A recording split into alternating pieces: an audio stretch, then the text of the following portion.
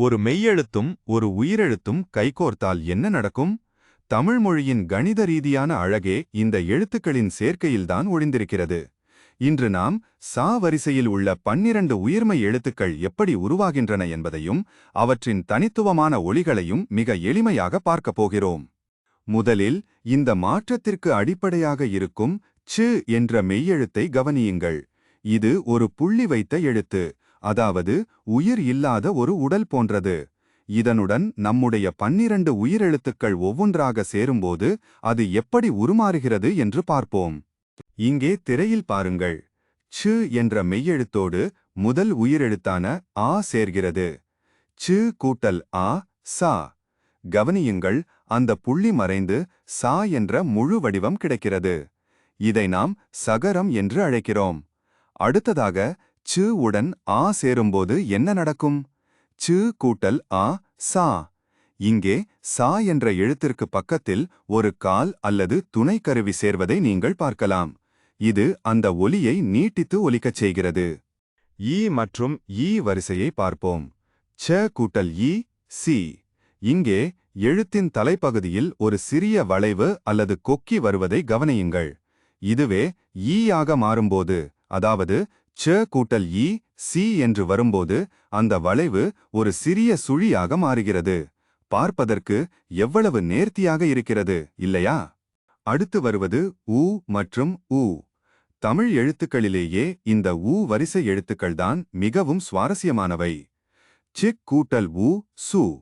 இங்கே எழுத்தின் கீழ்ப்பகுதியில் ஒரு வளைவு நீண்டு செல்வதை பாருங்கள். அதேபோல் சிக் கூட்டல் ஊ, சு. இங்கே அந்த வளைவு இன்னும் சற்று அழகாக சுருண்டு ஒரு தனித்துவமான வடிவத்தை பெறுகிறது. இனி வரப்போகும் எழுத்துக்களில் ஒரு சுவாரஸ்யமான மாற்றத்தை நீங்கள் கவனிப்பீர்கள். இதுவரை மாற்றங்கள் எழுத்தின் வலது பக்கமோ அல்லது மேலேயோ நடந்தன. ஆனால் இப்போது மாற்றங்கள் எழுத்திற்கு முன்னால் தொடங்குகின்றன. சிச் கூட்டல் ய, சே. இங்கே சாவிற்கு முன்னால் ஒரு ஒற்றை கொம்பு வருவதை பாருங்கள். அதுவே ஏ சேரும்போது, அதாவது சிச் கூட்டல் ஏ, சே என்று வரும்போது அது இரட்டை கொம்பாக மாறுகிறது. ஒலியும் மெல்லிசையிலிருந்து நீண்டு ஒலிக்கிறது. ஐ என்ற உயிர் சேரும்போது சிச் கூட்டல் ஐ, சை. இங்கே சாவிற்கு முன்னால் ஒரு சங்கிலி போன்ற வடிவம் வருவதை கவனியுங்கள். இறுதியாக ஓ, ஓ, ஔ வரிசை.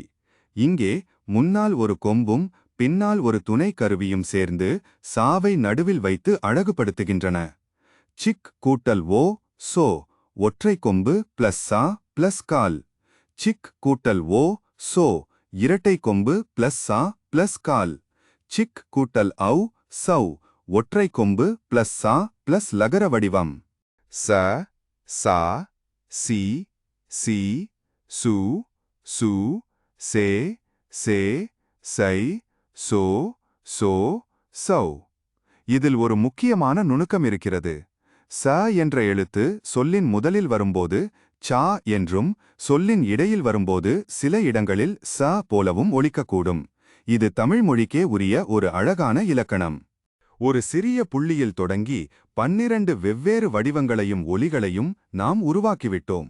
இது வெறும் எழுத்துக்கள் அல்ல, ஒரு முறைப்படுத்தப்பட்ட ஒரு கலை வடிவம். இந்த அமைப்பை புரிந்து கொண்டால் தமிழை பிழையின்றி எழுதுவதும் வாசிப்பதும் மிக எளிது. அடுத்த முறை நீங்கள் சா வரிசை எழுத்துக்களை பார்க்கும்போது அதன் பின்னால் இருக்கும் இந்த அழகான கணிதத்தை பார்க்க தவறாதீர்கள்.